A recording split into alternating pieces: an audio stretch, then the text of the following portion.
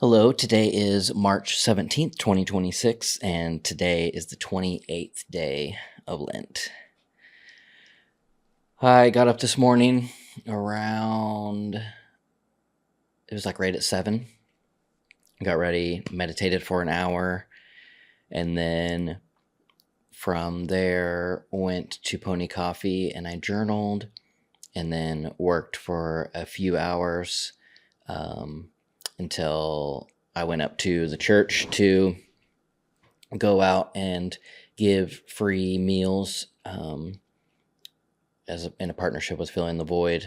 Me and Pastor Matt, Zach Gamble, and Molly Myers, we all went out and handed out Brahms hamburgers. And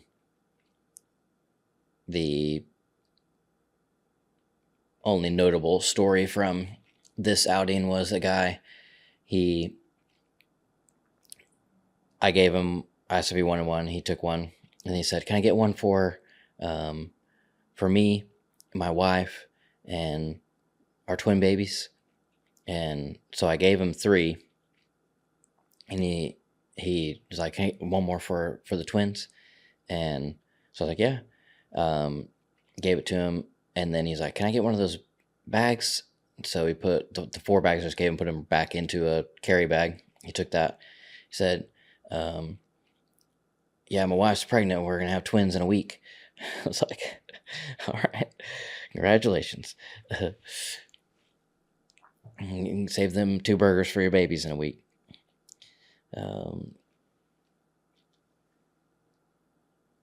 Yeah, and then did a little bit of things at the church afterward, and then went back to Pony Coffee and worked until now, and came home, basically turned these lights on, sat down, pressed record, and doing this because after I'm done with this, I need to eat, and then today is St. Patrick's Day, and so that is one of the fun things about. I would go out with friends for St. Patrick's Day, regardless. But this year, it's fun to be so heavily committed to Lent because, just like I reflected on the Mardi Gras start to Lent and Fat Tuesday, it feels so much different to have Fat Tuesday, knowing that I'm about to fast for 40 days and to participate in the feasts in their intended way. It's one of the quotes that I talked about was, if you just participate in the feasts and none of the fasts, then it's just addiction.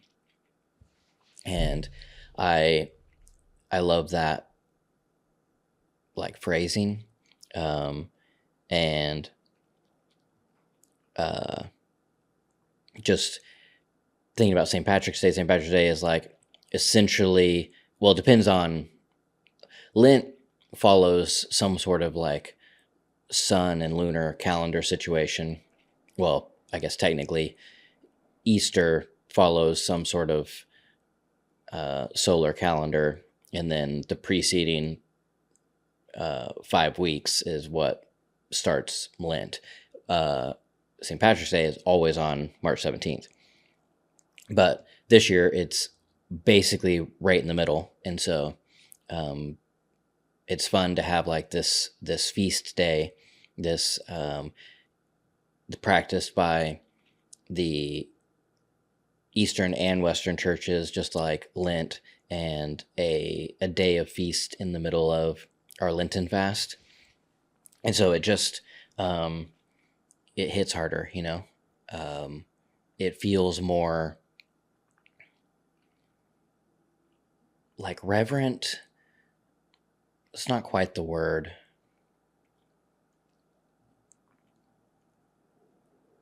It's not just another excuse to party. It is an actual celebration feast, And yeah, so it's just fun.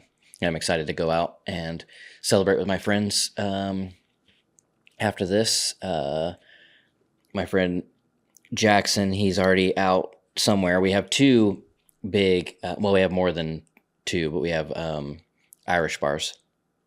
Well, there's two like Tulsa staple Irish bars, McNally's and Kilkenny's, and actually Arnie's is what I meant to say. McNally's too. McNally's and Arnie's are right across they're like catty corner from each other, and they both do street parties. No, they're not catty corner. They're like a block.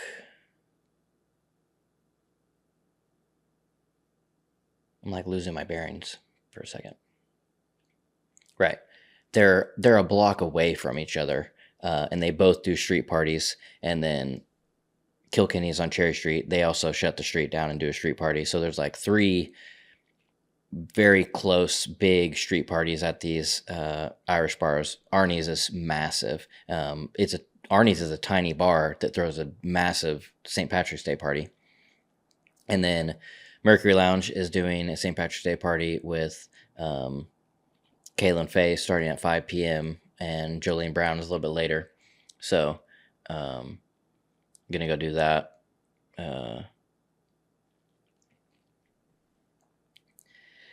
So that's exciting.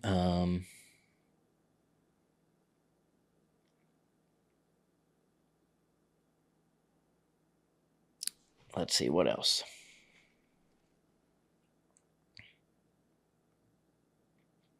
I found on Zillow, popped up yesterday, I think, maybe the day before.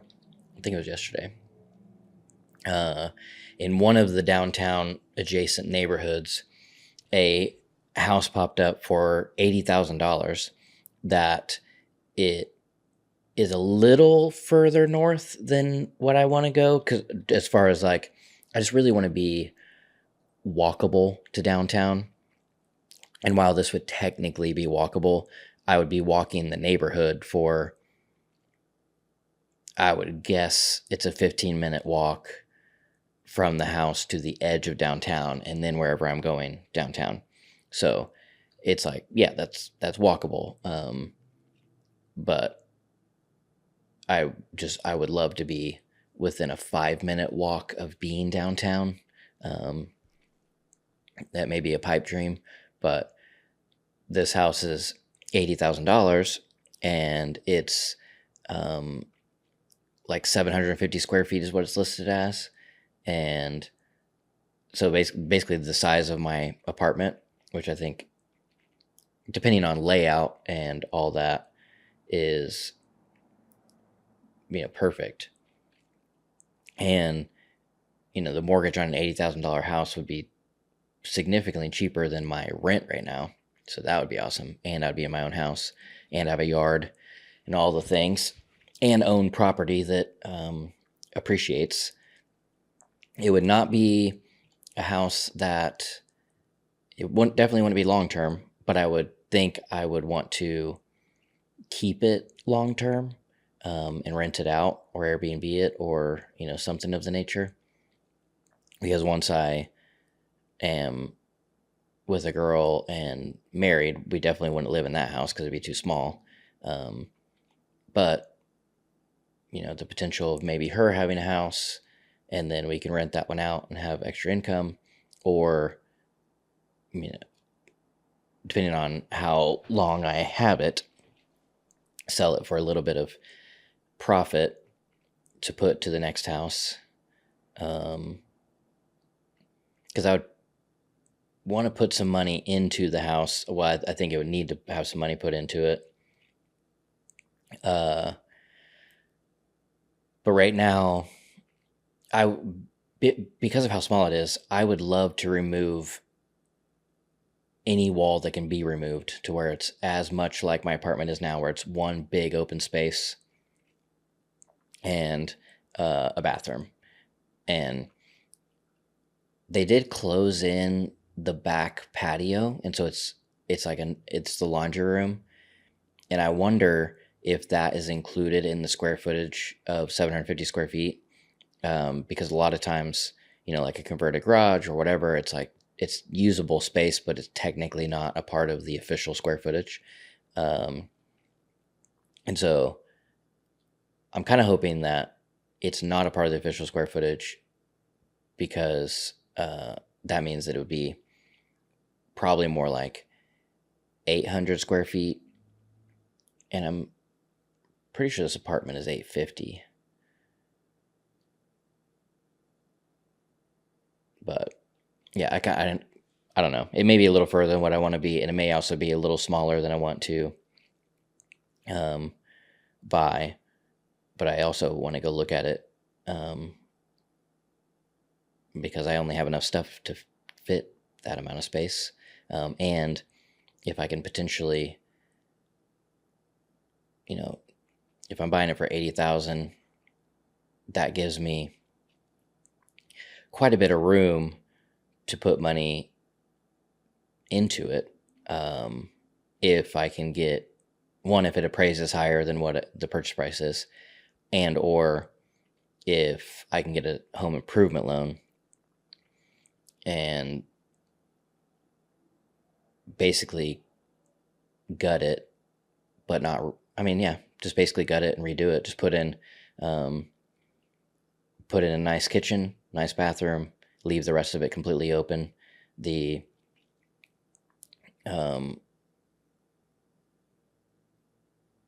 the space that the bathroom's in, can put a closet kind of there, so it's still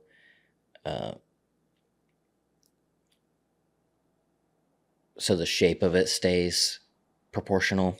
Also, the enclosed back patio definitely has enough space for my type of closet and storage area.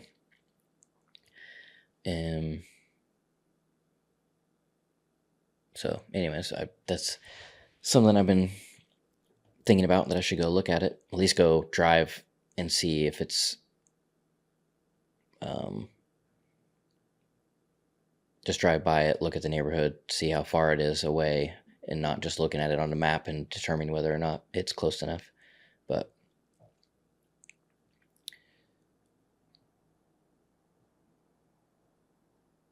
so, been thinking about that. Last night, had micro church, and it was a little bit of smaller group, so we had like better conversation, just with having fewer people. I don't know, just the energy of conversation just flowed really well with the amount of people that were there, and mostly just chatted, and they're all married couples, so a little bit of talking about their marital arguments and things, and then did our Philippians study, and then in the last 30 minutes,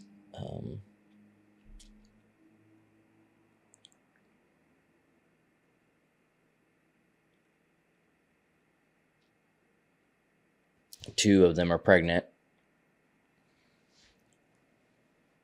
and basically right around the same amount. I think one's 8.5 weeks, the other one's 12 or something like that.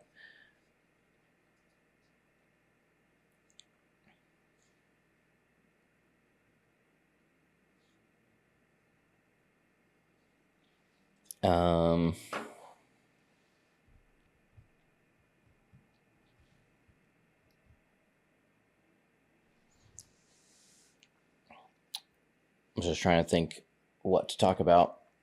I do have this tattoo here of this little car, these two cars, car wreck, and that story is whenever my first car was a silver PT Cruiser, and I drove that car from 16 to 18, pretty sure. I know I was working at the church, trying to think if it was the year after I graduated or the year I graduated.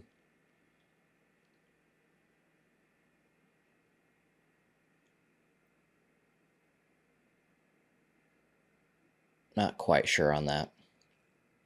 But it was right. I mean, it was right there. My senior year or the year after my senior year, I was selling it and was going to get a new car, and I felt like the Spirit asked me to. I had been trying to sell it for a little bit, and I needed the money for my next car. I was only going to get, I don't know, $2,000 or something off, from it. But still, I mean, I'm 18 years old and need the money for my next car. But I had a job now, so I could afford a car payment. So I was going to get a nicer car with a car payment. But I felt like the Spirit told me to give it away and to give it to the church youth group that, I had grown up in as a giveaway. I mean, really, they could do whatever they wanted with it, but I mean, I gave it to them as, a giveaway so they could do, have a big night, and that somebody would win a car that night, because it was late 2000s church, and doing gimmicks to get people to church and win new TVs and things was very regular, and wasn't cringe in my sphere. And so I felt like the Spirit told me to give my car away, and I was a little resistant, but then also I just thought oh yeah, I can give my car away, because my dad, he has 2 cars, and so I can just drive my dad's second car until I get a car. And so I was like, yeah, that easy plan A, give the car away, drive my dad's car. And then I give the car away. I tell Pastor Jim that, I feel like God's asking me to give my car away and I want to give it to the church, etc., etc. And he said, I actually knew you were going to do that. And I guess either his just, intuition, or the Spirit spoke to him too, or if that's the same thing. And so I gave him the car, and then I went home that evening, and I am sitting there on the couch. My parents are upstairs in bed, and it's later, but not crazy late. It's probably before midnight, but close to it.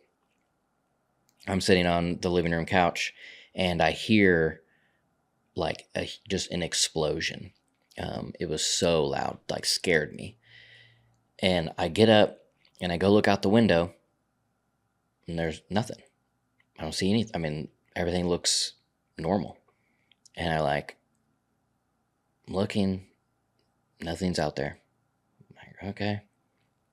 So I go sit back down on the couch, and I'm just like, that was just way too loud to be nothing. I mean, it just, that couldn't have been nothing. And so I went outside, and my dad's new truck and his old SUV, it was a maroon Dodge Durango, and I think it was like a silver, what brand is that? It was a Ford. It's like right around that era, Ford had just come out with this new extended cab short bed truck, and he just got it. Both of those are parked in the street because we had a single driveway, and my mom's car was in the driveway, and so she could get out. He parked in the street, So both cars are in the street, bumper to bumper, and his new Ford truck. As I walk and I'm looking, and as I'm walking towards the street, I notice that his new truck is has one of the wheels up onto the curb, and I was like, "That's weird. I don't think my dad would park with, is up on the curb like that." So I walk into the street and I turn to see the driver's side of both of the cars that are, facing the street, and both of them are just completely smashed. Um, and I'm like, oh my God. And I look down the road, and like block and a half away is a car in the middle of the road with its flashers on.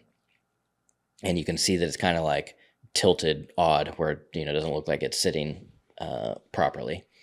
And turns out that it was a girl who was drunk driver, young girl, and she was speeding down that road and slammed into my dad's new truck and pushed it into the Durango, hit the Durango herself, and then destroyed her car but she was going fast enough where she continued going for a block and a half before the car just wouldn't move anymore.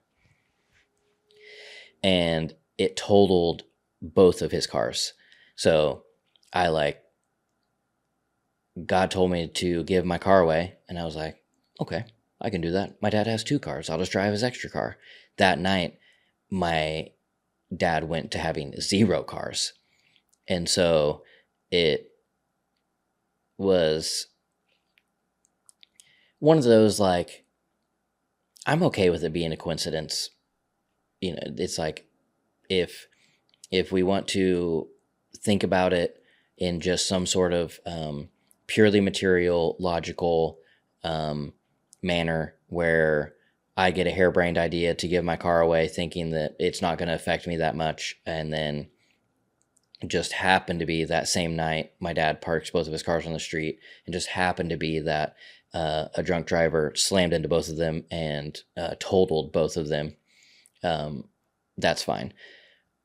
I personally, though, do choose to believe, because I have had so many experiences with the voice of God and the Spirit moving me, that it's evidence of God at work, and it's more than just a material coincidence. And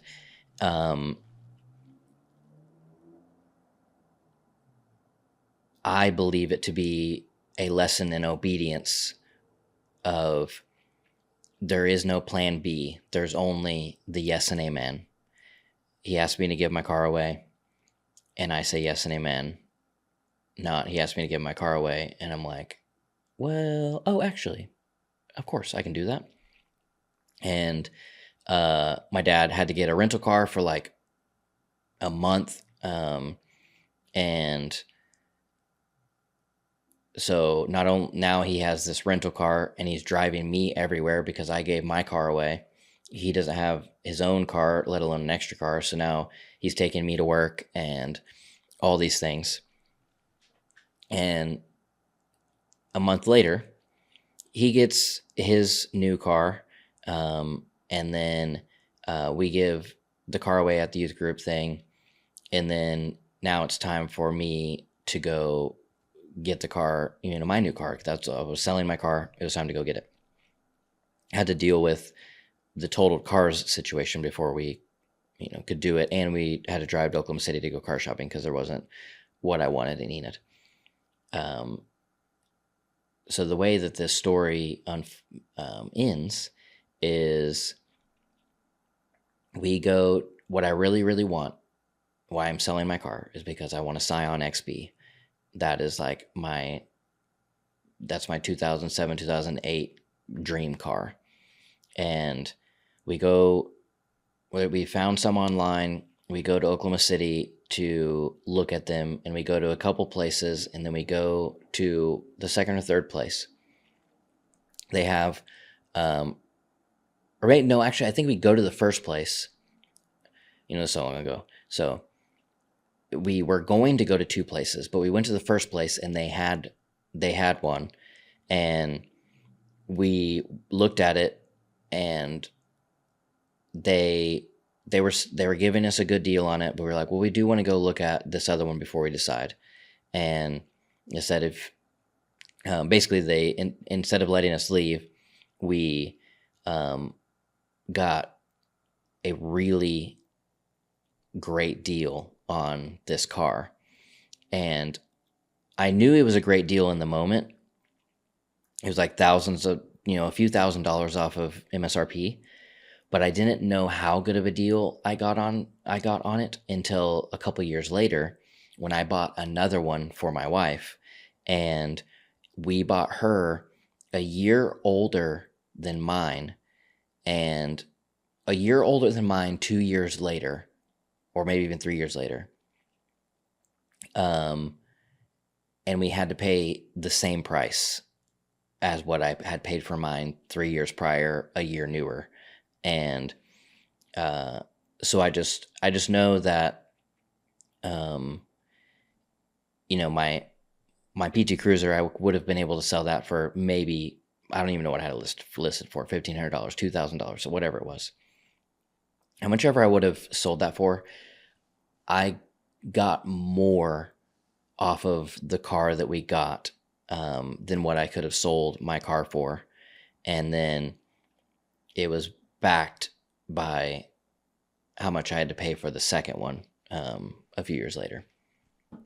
So a lot of details in that story that weren't necessary, but the point being, the reason that I have that car wreck tattoo is just because that was just one of those big moments in my journey with listening to the Spirit, saying yes and amen, and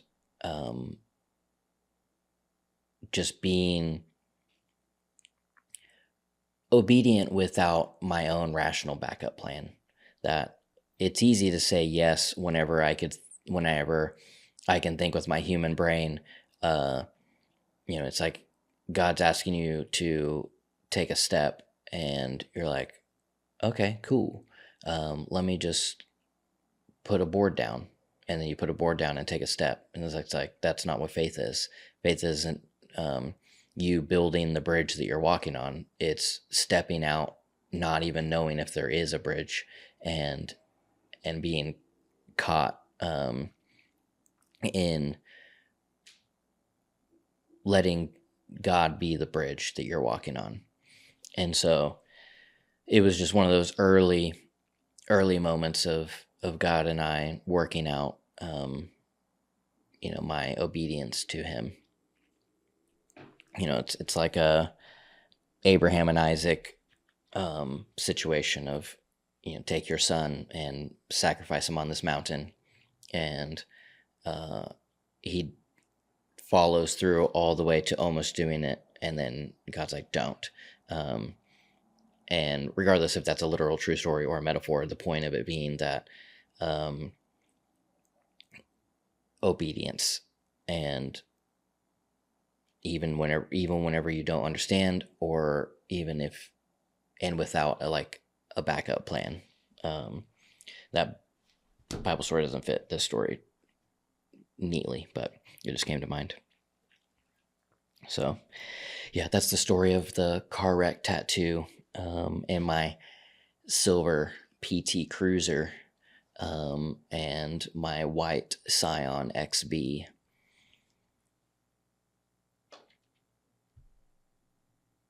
And the drunk driver that totaled two of my dad's cars in one fell swoop. So that's that. Now I'm going to edit this, get this uploaded, eat really quickly, and then see where Jackson's at, and go out for some St. Patty's Day celebrations.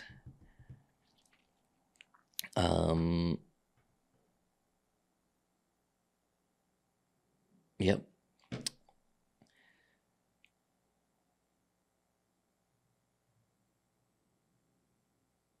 Yeah, that's all I got. So I'll see you tomorrow for March 18th, the 29th day.